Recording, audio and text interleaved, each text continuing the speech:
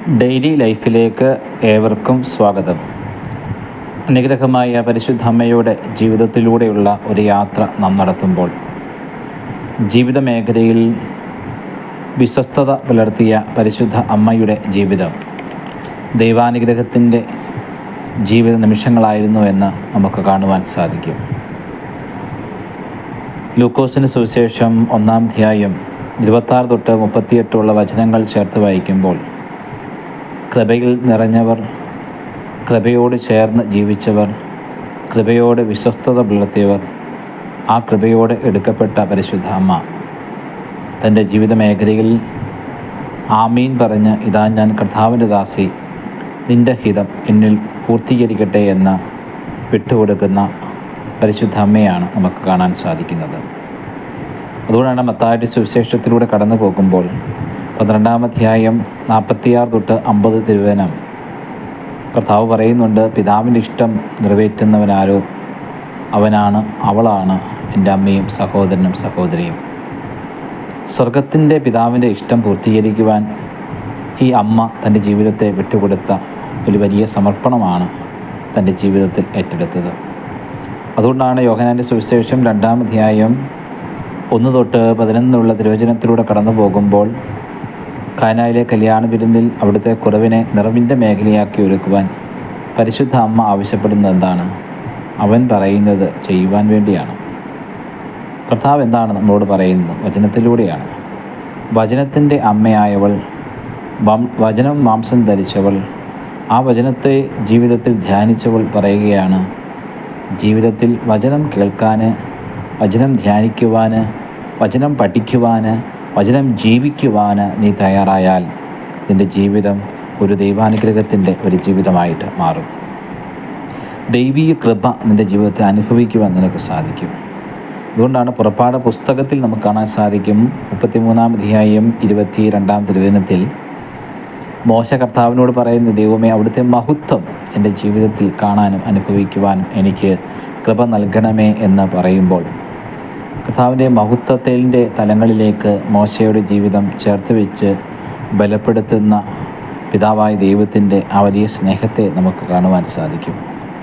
ഈ മഹത്വത്തിൻ്റെ പൂർണ്ണത നമുക്ക് കാണാൻ സാധിക്കുന്നത്, അനുഭവിക്കാൻ കഴിയുന്നത് പരിശുദ്ധ അമ്മ പറയുന്നതും പഠിപ്പിക്കുന്നതും എന്താണ്? മഹത്വം അനുഭവിക്കാൻ കഴിയുന്നത് നമ്മുടെ വിശ്വാസത്തിൻ്റെ തലത്തിലാണ്. ലൂക്കോസിൻ്റെ സുവിശേഷം 1-ാം അധ്യായം 45-ാം തിരുവചനം വായിക്കുന്നുണ്ട്, കർത്താവ് അരുളി ചെയ്ത കാര്യങ്ങൾ വിശ്വസിച്ചവൾ നീ ഭാഗ്യവതി. അപ്പോൾ നമ്മുടെ വിശ്വാസമാണ് നമ്മുടെ ജീവിത മേഖല കൂടുതൽ ദൈവാനുഗ്രഹമാക്കി ഒരുക്കുവാൻ നമ്മെ സഹായിക്കുന്നത്. അതുകൊണ്ട് പൗലോസ്ലീഹ റോമായിൽ സഭയിൽ 15-ാം അധ്യായം 13-ാം തിരുവചനം ഉറപ്പെടുത്തുന്നുണ്ട്, പ്രത്യാശയുടെ ദൈവം നിൻ്റെ വിശ്വാസം വഴിയാണ് നിന്നിലേക്ക് സമാധാനവും സന്തോഷവും കൃപയുമൊക്കെ നിറയ്ക്കുന്നത്. അപ്പോൾ നമ്മുടെ ജീവിത മേഖലയിൽ കൂടുതൽ വിശ്വസ്തയോടുകൂടി ജീവിതത്തെ ഒരുക്കണമെന്ന് പരിശുദ്ധമ്മ ആഗ്രഹിക്കുകയാണ്.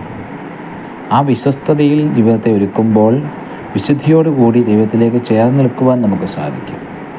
അതാണ് എബ്രായ ലേഖനത്തിലൂടെ കടന്നു പോകുമ്പോൾ 12-ാം അധ്യായം 13-14 തിരുവചനം വായിക്കുന്നുണ്ട്, വിശുദ്ധി കൂടാതെ ദൈവത്തെ ഒരിക്കലും നമുക്ക് മഹത്വപ്പെടുത്തുവാൻ സാധിക്കുകയില്ല. അപ്പം നിൻ്റെ വിശുദ്ധി എന്ന് പറയുന്നത് നിൻ്റെ ആത്മീയ ജീവിതത്തിൽ, നിൻ്റെ മനസ്സിൻ്റെ തലങ്ങളിൽ, നിൻ്റെ ശാരീരിക തലങ്ങളിൽ നീ പുലർത്തേണ്ട വിശ്വസ്തതയാണ്. ആ വിശ്വസ്തതയിൽ ജീവിതത്തെ ഒരുക്കുമ്പോഴാണ് ആത്മീയ തലങ്ങളിൽ ദൈവത്തെ മഹത്വപ്പെടുത്തുവാൻ കഴിയുന്നത്. അതാണ് ലൂക്കോസിൻ്റെ സുവിശേഷത്തിലൂടെ കടന്നു പോകുമ്പോൾ 1-ാം അധ്യായം 46-ാം തിരുവചനം വായിക്കുന്നുണ്ട്, പരിശുദ്ധ അമ്മ തൻ്റെ ആത്മാവിൽ ആനന്ദം കണ്ടെത്തിയതും ആത്മാവിൽ ദൈവത്തെ മഹത്വപ്പെടുത്തുന്നതും മറിയത്തിൻ്റെ സ്തോത്രഗീതത്തിൽ നമുക്ക് കാണാൻ സാധിക്കും. അപ്പോൾ നമുക്ക് ഹൃദയം തുറന്ന് ദൈവത്തെ മഹത്വപ്പെടുത്താൻ കഴിയുന്നത് നമ്മുടെ ജീവിതത്തിൽ നാം അനുഭവിക്കുന്ന വലിയൊരു ദൈവീയ കൃപയുടെ അനുഭവമാണ്. അതുകൊണ്ടാണ് പൗലോസ്ലീഹ റോമായിൽ സഭയിൽ ഓർമ്മപ്പെടുത്തുന്നുണ്ട്, 6-ാം അധ്യായത്തിലൂടെ കടന്നു പോകുമ്പോൾ 1 തൊട്ട് 11 തിരുവചനത്തിലൂടെ വായിക്കുമ്പോൾ, ക്രിസ്തുവിൽ ജീവിക്കുക. ക്രിസ്തു നിന്നിൽ ജീവിക്കുവാൻ കഴിയുന്നത് നീ ക്രിസ്തുവിനോട് ചേർന്ന് നിൽക്കുമ്പോഴാണ്.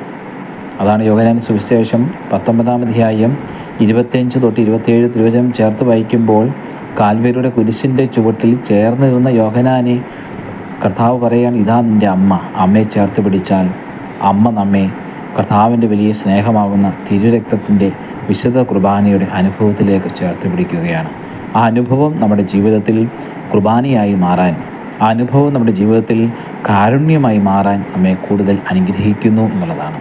അപ്പോൾ ആ കാരുണ്യം അനുഭവിക്കുവാൻ കഴിയുന്ന ഓരോ കുർബാനയും നമ്മുടെ ജീവിതത്തിൽ അനുഭവമായി മാറുന്നത് എങ്ങനെയാണ്? ആ അനുഭവമായി മാറുന്നത് നമ്മുടെ ജീവിതത്തിൽ ചേർന്ന് നിൽക്കുമ്പോഴാണ്. പരിശുദ്ധ അമ്മ അതുതന്നെയാണ് നമ്മളെ പഠിപ്പിക്കുന്നത്. കൃപയോട് ചേർന്ന് നിൽക്കുവാൻ കഴിയണം, വചനത്തോട് ചേർന്ന് നിൽക്കുവാൻ കഴിയണം, ബലിപീഠത്തോട് ചേർന്ന് നിൽക്കുവാൻ കഴിയണം. അപ്പോൾ ചേർന്ന് നിൽക്കുമ്പോഴാണ് ചേർത്ത് പിടിക്കുവാൻ ദൈവം തയ്യാറാകുന്നത്. ആ ചേർത്ത് പിടിക്കുന്ന ദൈവത്തിൻ്റെ സ്നേഹം അനുഭവിക്കുമ്പോഴാണ് നമ്മുടെ ജീവിതം അനേകർക്ക് സാക്ഷ്യമായി തീരുവാൻ നമുക്ക് സാധിക്കുന്നത്. ആ സാക്ഷ്യത്തിൻ്റെ അനുഭവമാണ് ഓരോ ദിനവും ഓരോ നിമിഷവും നമുക്ക് മറ്റുള്ളവർക്ക് പങ്കുവയ്ക്കുന്ന ജീവിതത്തിൻ്റെ കാരുണ്യമായി തീരുന്ന ജീവിതത്തെ നമുക്ക് സമർപ്പിക്കുവാൻ കഴിയുന്നത്. അപ്പോൾ ആ കാരുണ്യമാണ് പരിശുദ്ധ അമ്മയുടെ ജീവിതം മുഴുവനും നമുക്ക് കാണുവാൻ കഴിയുന്നത്. അമ്മയുടെ ജീവിതം നമ്മെ ഓർമ്മപ്പെടുത്തുന്നതും അതുതന്നെയാണ്. അതുകൊണ്ട് ലൂക്കോസിന് സുവിശേഷത്തിലൂടെ കടന്നു പോകുമ്പോൾ 2-ാം അധ്യായം 41 തൊട്ട് തിരുവചനം നമ്മൾ വായിക്കുന്നുണ്ട്. കർത്താവിനെ നഷ്ടപ്പെടുമ്പോൾ പരിശുദ്ധ അമ്മയോട് ചോദിക്കുന്നുണ്ട്, നീ എന്താ അന്വേഷിക്കുന്നത്? അപ്പോൾ നമ്മുടെ കർത്താവിൻ്റെ സന്നിധിയിലായിരിക്കുമ്പോൾ കർത്താവിൻ്റെ കൃപ കൊണ്ട് നിറയ്ക്കണമേ, നിൻ്റെ സ്നേഹം കൊണ്ട് നിറയ്ക്കണമേ, നിൻ്റെ കാരുണ്യം അനുഭവിച്ച് ജീവിതം ഒരു കാരുണ്യമായി തീരുവാൻ, അനേകരുടെ ജീവിതത്തെ കൃപയുടെ തലങ്ങളിലേക്ക് ചേർത്ത് പിടിക്കുന്ന ഒരു സാന്നിധ്യമായി എൻ്റെ ജീവിതവും എൻ്റെ കുടുംബവും മാറുവാൻ എൻ്റെ ജീവിതത്തെ കൃപ കൊണ്ട് നിറയ്ക്കണമേ എന്ന് പരിശുദ്ധ അമ്മ പ്രാർത്ഥിക്കുന്നതുപോലെ ആമീൻ പറഞ്ഞ് ചേർന്നിരിക്കുവാൻ നമുക്ക് പരിശ്രമിക്കാം. ആമീൻ പറഞ്ഞ് ചേർന്ന് എന്ന പരിശുദ്ധ അമ്മ നമ്മുടെ ജീവിതത്തെ ബലപ്പെടുത്തട്ടെ. ആമീൻ പറഞ്ഞ് നമ്മുടെ ജീവിതത്തിൻ്റെ കൃപയുടെ മേഖലയെ ചേർത്ത് വെച്ച പരിശുദ്ധ അമ്മ നമ്മുടെ കുടുംബത്തെ അനുഗ്രഹിക്കട്ടെ. ആമീൻ.